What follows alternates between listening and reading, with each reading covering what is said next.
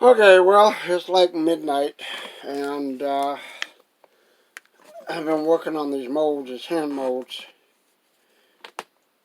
and I figured I'd come out and do a live video unboxing of these, or live video unmolding of these. I don't know how well they're going to turn out, because it's the first time trying this, so we shall see what comes of it. Alright. Got this and got a bunch of damn clay that's padded up around here. I have to work this clay off of this mold form. I'll have to do that later. But I got two of them here. And I'm going to peel these away. I think they might be thick enough. I don't know. Depends. If it doesn't, if it's not thick enough, then I can pour it. I know I've got one that's almost solid over here. But then I've got one that was a slush cast, so it may or may not work. Nope. This one's too thin. Of course, this one's coming apart. So it's just a thin layer all the way around. It needs to be filled up. So this one, I'm going to have to redo. Not redo so much as just pour a solid amount of clay in there, because it's not coming out right. So rather than lose the clay already in there, I'll just put the mold back on. This is the left one, by the way. It's the left hand. This one is the right one, and I made a solid pour on this one. This one has a solid amount of clay in there. Lighting is not probably good in here. So basically what these are just generic hand forms that I'm going to use for Friday the 13th Part 7 hands and Predator hands. I've still got to make the mold, the Predator mold, hand molds. And here's the seam. This is what I'm looking for. Right here, the seam line that's cut in here.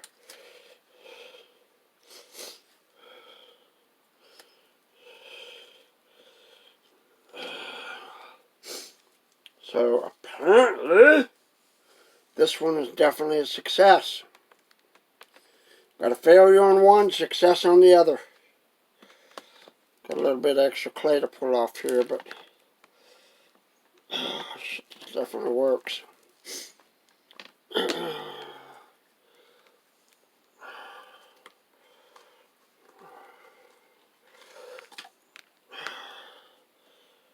So what we have here, generic hand mold, right here, with the fingers.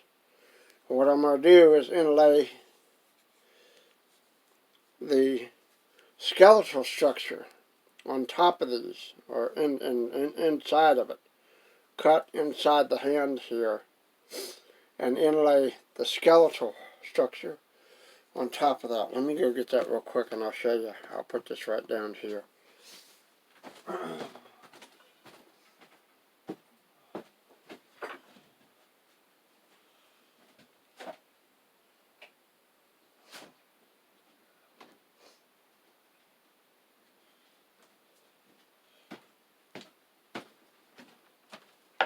Okay, I think this is a right hand one. So I have a skeleton hand here, right? With all the fingers and the thumb. Thumb and four fingers right here. So, and what I'm going to do is groove this and inlay the bone structure on top of it inside of the hand, like so. And in doing that, and then you have the two wrist bones that go here. And in doing that, you groove this out, and you have the perfect placement for fingers and whatnot. And then just take clay and mold it around the fingertips.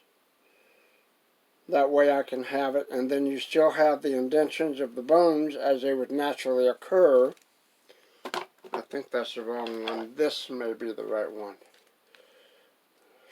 One of these is, anyway.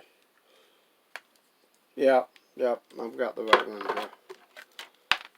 But that's the general idea, is to inlay the bones and structures in the hand naturally.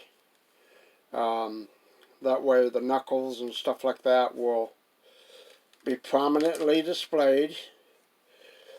And then you have the two radius and ulna right here, which will go down the side.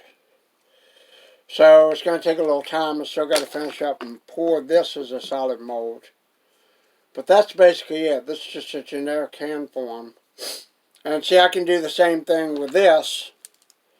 And not only just build fingers and make a latex or silicone glove from this, but also do predator fingers or monster fingers or werewolf claws or whatever. So like I said, just having a generic hand mold like this, you can do a lot of stuff with. And this is one of the joys of being able to make a silicone mold and clay pouring, melting monster clay and pouring it in to said mold, because this is what happens. You come up with a solid, and then it's got all the wrinkles and all that stuff and details and the vein work and everything like that. So if you actually want to make some kind of silicone hands of some creature or something and you want natural vein work and stuff like that, it's in there. So you can do that, and you can just take make another sleeve. I can cast resin in these as well, but it's just basically to get the general form for what I need. So that's basically it. Like I said, this one is not done because I have to melt down the rest of this clay here. And I'll take some bits of clay off of this and melt those down. Let's see if this comes up in a better light. So you have a generic finger form right here. Overlay the hands. Put these in. Line them up. Actual radius and ulna. Using actual bone structure from real bones to make it look like the real thing. So hopefully that will be a success. I don't know if it will or not. We'll find out. It's going to take me a little while to get to working on them, but I will be trying to do my best because I've got references coming on what the hands really look like, and I can use that as well as these molds. But like I said, this is the one that's just a thin one. I'm just going to go ahead and I've got this put back together. Just finished melting this down tonight, or maybe tomorrow. And just pour the rest of this clay in here.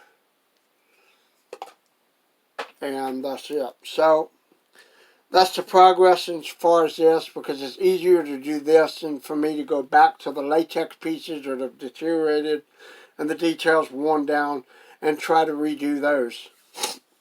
If that doesn't work, I have that as an option. But this is what I'm trying to do now, as kind of a, just a genuine thing, because I have pretty big hands, so, they do they do work well. I mean, these would be large hands, they'll be pretty big gloves to wear, so I think they'll be comfortable for most people.